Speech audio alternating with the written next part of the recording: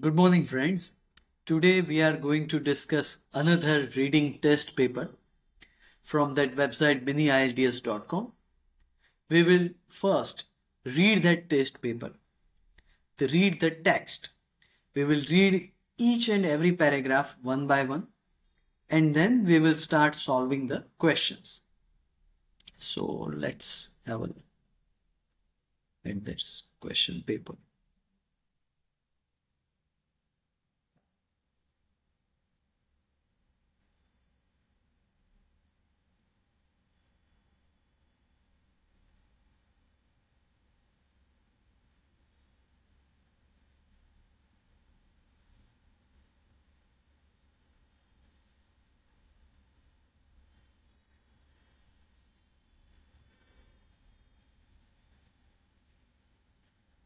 So this is the text.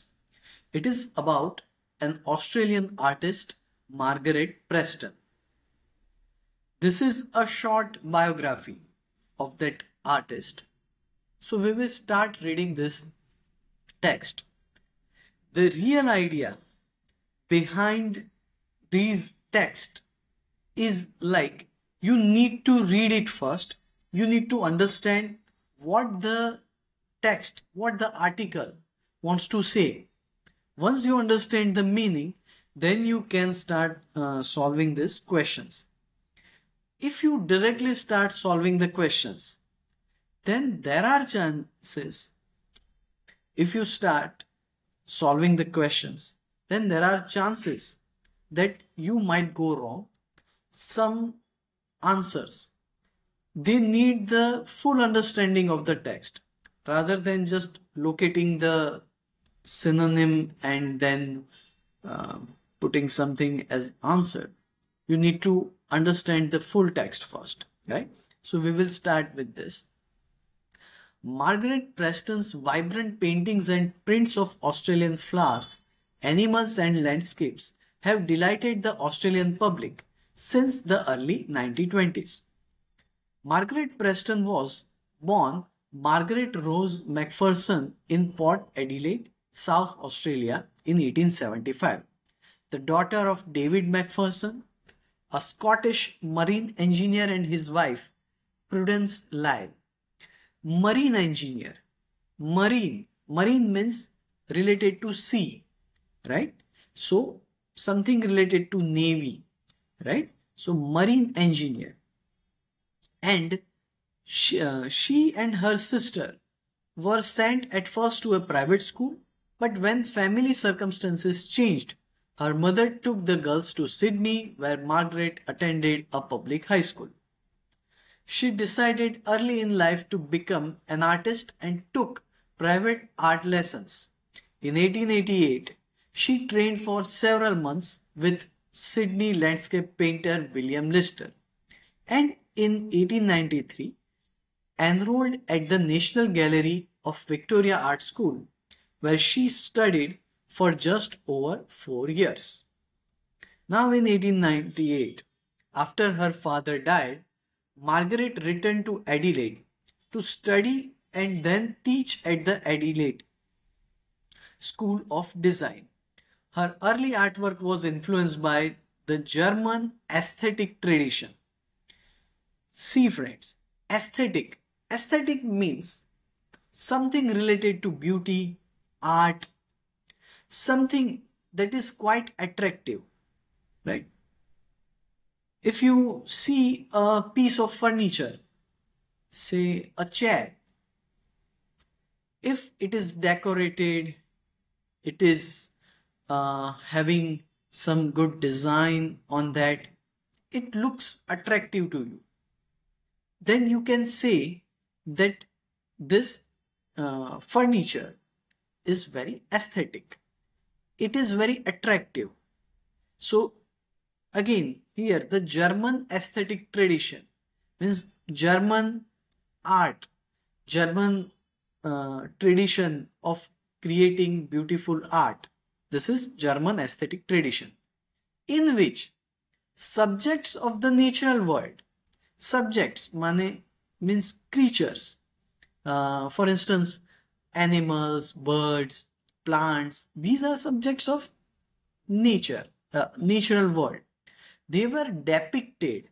Depicted means portrayed, shown, right? They were depicted in a true to life manner. In this German aesthetic tradition, all the subjects like animals, plants, they were portrayed in such a manner that they looked real, right? In 19, sorry. Margaret's first visit to Europe in 1904 and her studies in Paris, France, had little impact on this naturalism that dominated her work from this early period, right? When she first visited Europe at this time, this 1904, and her studies in Paris. She also did some studies in Paris. France had little impact on this naturalism that dominated her work from this early period. Whatever she created from this early period, right, it had very little impact on her artworks, right? However, some 8 years later, after returning to Paris, she began to recognize the decorative possibilities of art. When she came back, she realized that there are some decorative possibilities for art. That's it. Now, next part. But before we go to the next part, let's understand what these things say. It's like Margaret Preston. She was an Australian artist and she did her studies in Paris and in Europe. But whatever she studied, it had little impact on the naturalism of this German aesthetic tradition by which she was quite influenced, right? In that tradition, things were shown as if they were real. If some artist from this tradition, German school of painting, if that artist is drawing something, drawing a picture of a bird or of a plant, then he or she tries to make it quite real. It looks very real, right? Original, natural. So when Margaret visited countries like in Europe, specifically Paris, France, there whatever she studied, it had very little impact, negligible impact on what she was drawing or what she was doing in her artworks, right? Now, with the outbreak of the First World War, outbreak means suddenly something starts. Outbreak of cholera, outbreak of pandemic, right? In the year 2020, we saw the outbreak of corona pandemic, right? Margaret traveled to England where she had exhibitions and continued her studies of art. She was a student of pottery, right? But at some time developed her interest in various techniques of printmaking and design. In England's West Country, she taught basket weaving, right? At a rehabilitation unit for servicemen. In this West Country, she taught, right? She was a teacher at some rehabilitation unit for servicemen. Servicemen means the soldiers who were injured on the war front, right? It was the time of First World War. So servicemen means soldiers who were coming back from the war front. They were injured, and at this rehabilitation unit, she was teaching this basket weaving. It was on board a boat returning to Australia that she met wealthy businessman William Preston, whom she married in 1919, right? So when she was coming back on board a boat, means on that boat, right? She was coming back to Australia. Here she met one wealthy guy whose name is William Preston and whom she married in 1919. So she met him on board a boat. Together, Margaret and William, they settled where in Sydney Harbourside, suburb of Mosman. Right? They settled in Sydney. Harbour. Harbour means the port, the place where the ships and boats are parked, right? Near the sea. So here they settled. The most characteristic prints from her early years in Sydney are views of boats floating on Sydney Harbour and of houses. They clustered on foreshore hills, right? This Sydney Harbour. She painted the pictures of boats floating there and some houses on hills. Although Sydney was their home, the couple travelled regularly both overseas and within Australia. Her first major showing in Australia was with her friend Thea Proctor. Her art exhibition in Australia. It was with her friend Thea Proctor in exhibitions in Melbourne and Sydney in 1925. Right? These exhibitions were in Melbourne and Sydney in 1925. Many of Preston's prints were hand-colored in rich scarlet reds, blues and greens, and all of them were set in Chinese red lacquer frames. Right? These prints, these pictures, they had this rich scarlet reds, blues, greens, and they were set in frames of red Chinese lacquer frames. Harbour views were again prominent. Right? She was again painting more and more harbour views. But in comparison with earlier works, the works she did before this period, right? They are making comparison. They were compact and busy, right? These new pictures, the recent pictures in the year 1925, they were compact and busy. It was a harbour, like boats are parked. So they are more busy. Sorry, they are busier than the previous ones. Means there are more boats on this harbour, right? Using striking contrasts of black and white combined with elaborate patterns and repetitions. Other prints from this period featured native flora. Native flora means the plants that were growing in that particular region, Sydney and Australia. It was with these still life subjects that she convinced the public that Australian native flowers were equal in beauty to any exotic species. Right? With these pictures, she tried to make people understand that the flora of the Australian origin, they are also equal in aesthetic sense and in importance to any exotic, any foreign species, right? From 1932 to 1939, Preston moved away from Sydney, right? She moved away and lived with her husband at Barrowra on the upper reaches of the Hawkesbury River. This area was one of rugged natural beauty, right? There were lots of wild plants, and rugged means rough. Means suppose you have a beautiful garden, right? You keep trimming the grass, you take care of plants, and you keep it in order. But there is this area where there is rugged natural beauty.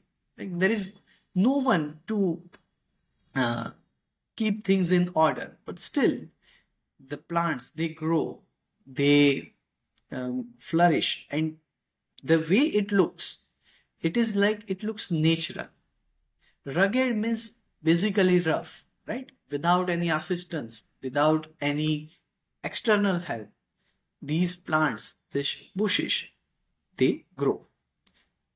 And for the first time, Preston found herself living in a home which was surrounded by bushes. Prior to this, the native flowers that featured in her paintings and prints had been purchased from local florists, right?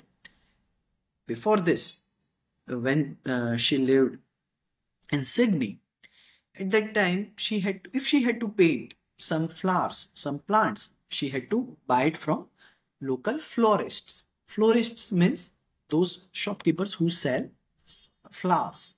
So now here these flowers, they grew in abundance, right? Lots of plants, lots of flowers were there around her home. Preston's prints became larger, less complex and less reliant on the use of bright colors, right? Previously, she had to be reliant on bright colors, but now she was less reliant. I mean, she was not reliant. I mean, she was not using bright colors more. Right? Here in this barrow, flowers were no longer arranged in vases, right? If you are painting some flowers, you keep them in vases. But here, she was painting them in their natural habitat, means where they grow, like this, began to concentrate instead on flowers that were growing wild, right? As I said, her house was surrounded by plants and flowers, right? So in the natural habitat, these flowers were there and she could paint them directly by looking at them, right? She didn't need to go to a florist to buy flowers, right? She can paint them in their natural location, right? While living at Barora and undoubtedly prompted by Aboriginal rock engravings found near her property, Preston also developed what was to be a lifelong interest in Aboriginal art. When she was living at Barora, she was prompted, she was motivated by what? Aboriginal rock engravings. Aboriginal means native people, right? In Hindi or Gujarati, we say Adivasi people, right? People who were there first, right? People who were living there for centuries, right? Native people, we can say. This Aboriginal people, so they made some rock engravings. We engrave something on rocks, right? Stones. We cannot directly paint something, but we engrave something. So these rock engravings she found near her property. She was motivated by that. And it was a lifelong interest for her to see this Aboriginal art. On returning to Sydney in 1939, she became a member of this Anthropological Society of New South Wales. Right? She was now interested in this Aboriginal art. Aboriginal means native people, and anthropology. Anthropology means the study or the science of what? Species. Some different type of what to say? This like how should I explain? It's like different types of species are there, different types of ethnic groups, right? For example, we are Indians, right? There are Americans, there are Caucasian people, right? Some people living in the polar region. So different ethnic groups are there. So the science which studies these different ethnicities, that is called anthropology. So she was, of course, interested in this native people. So she wanted to become a member of that society. And she later visited many important Aboriginal sites throughout Australia. Preston believed that Aboriginal art provided the key to establishing a national body of art that reflected the vast and ancient continent of Australia. This continent of Australia, it was vast. And of course, it is a very huge land mass, right? It's a continent. It's ancient.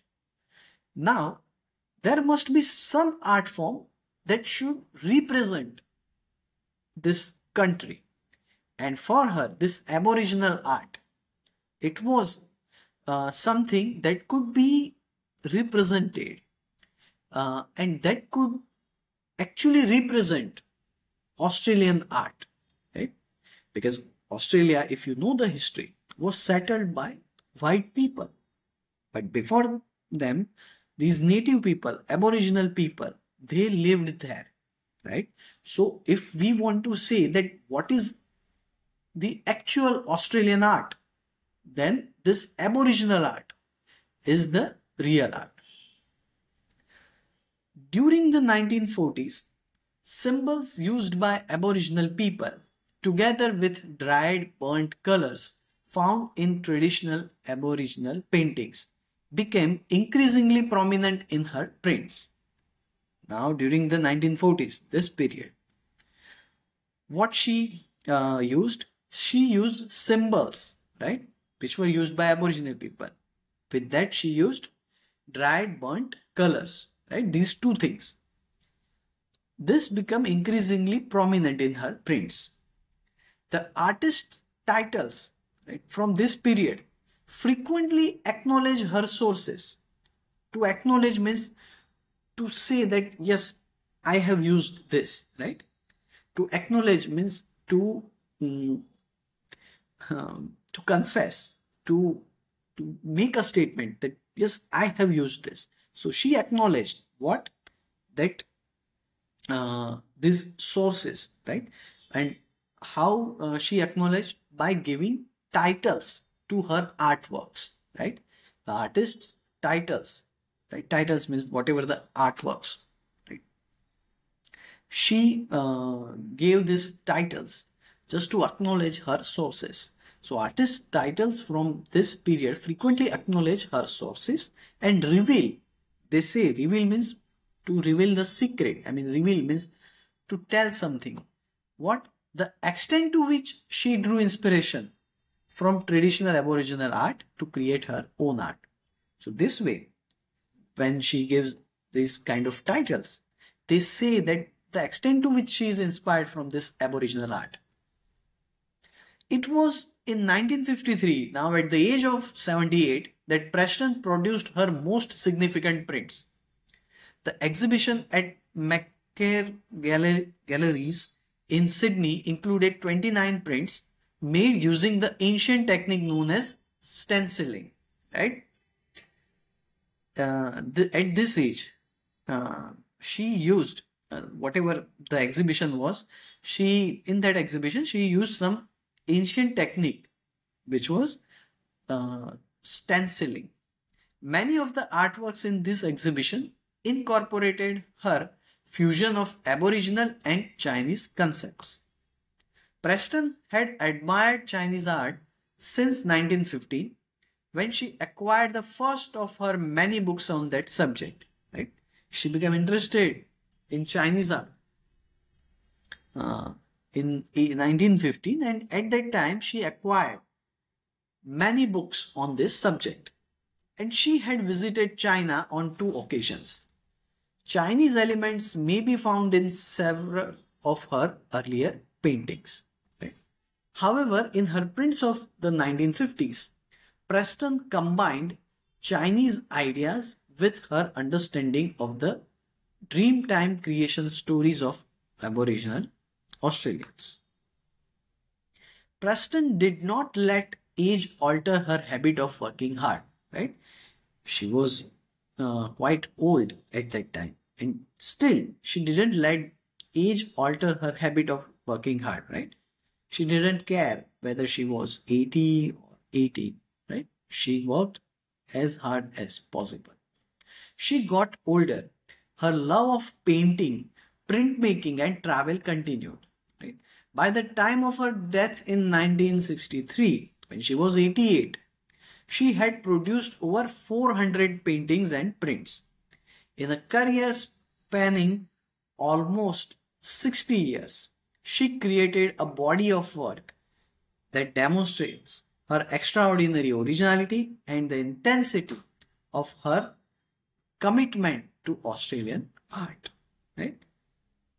Throughout this career, during which she created a body of work. A body of work means the whole set of artworks of her life that demonstrate that she was original, right?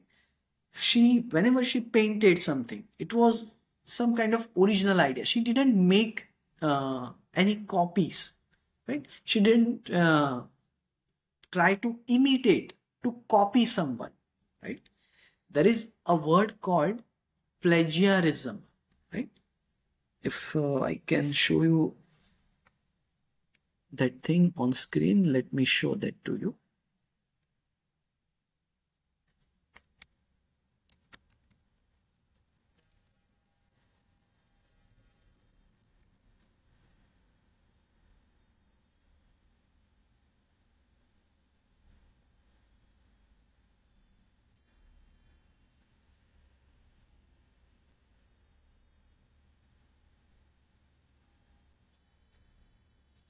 Just a moment.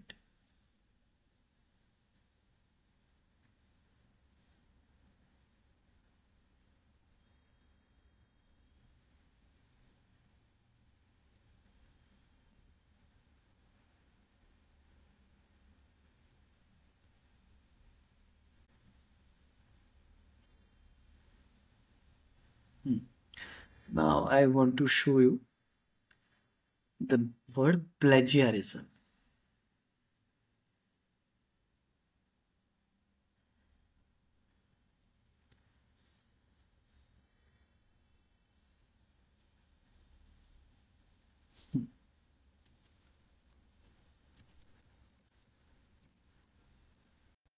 Plagiarism means this: the process or practice of using another person's ideas or work and pretending that it is your own.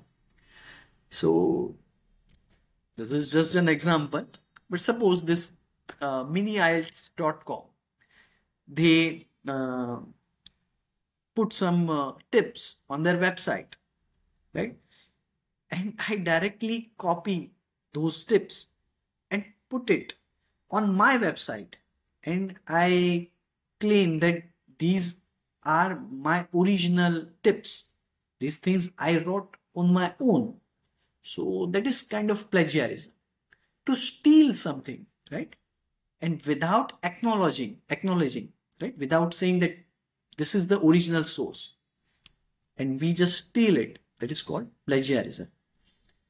You must be aware of the movies that are made in India, in Bollywood, right?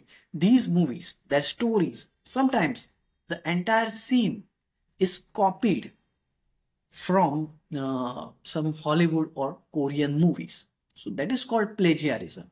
And plagiarism is like, we don't acknowledge that, okay, this is a copy.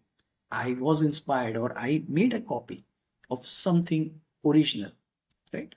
So that is called plagiarism. So about this lady, this Margaret Preston, she was always trying to be original in her artworks, right?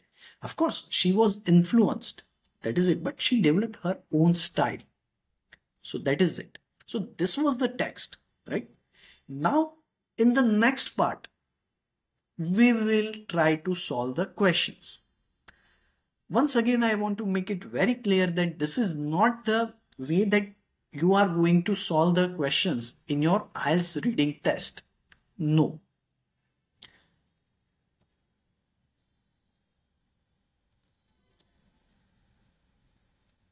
You are not going to read like this.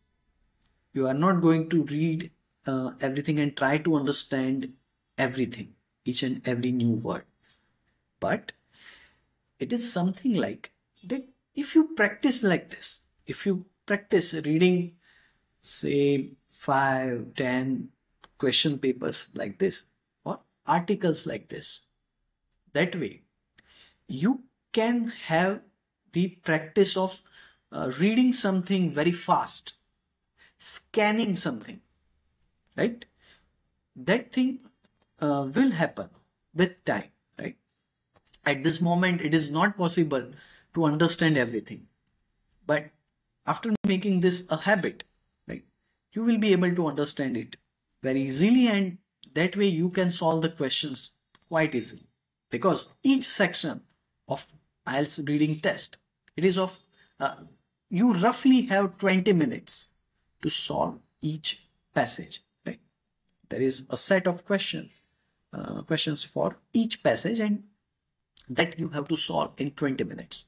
So this way you can practice. After you have understood the meaning, right? Today we discussed it. So you can try on your own to solve these questions, right? The link is in the description box, right? The question paper is there. You can go to that website and you can solve the questions. You can also check your answers. And tomorrow, together, we will solve these questions again, right? So I can show you how I solve them, right? So let's meet tomorrow. Then goodbye.